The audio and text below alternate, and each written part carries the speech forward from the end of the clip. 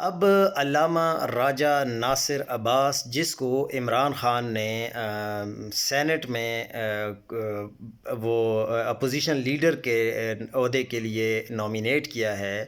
انہوں نے ابھی کچھ دیر پہلے یہ بیان دیا کہ اس وقت کچھ لوگوں کو استثناء دینے کی کوشش کی جا رہی ہے،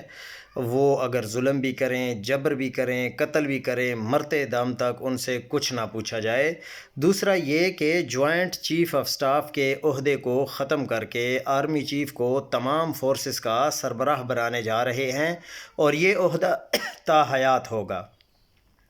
2019 میں جب عمران خان کی حکومت تھی تو بالا کوٹ میں جب انڈیا نے حملہ کیا تو اس وقت کے آرمی چیف نے کہا تھا کہ جواب نہیں دیتے، جبکہ ایئر چیف نے کہا کہ جواب دیں گے اور جواب دیا۔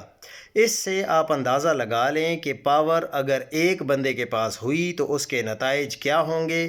اگر کسی پر چیک اینڈ بیلنس نہ ہو تو انسان فرعون بن جاتا ہے اور وہ ایسے ایسے فیصلے کرتا ہے کہ اس سے عوام کی مشکلات میں اضافہ ہوگا۔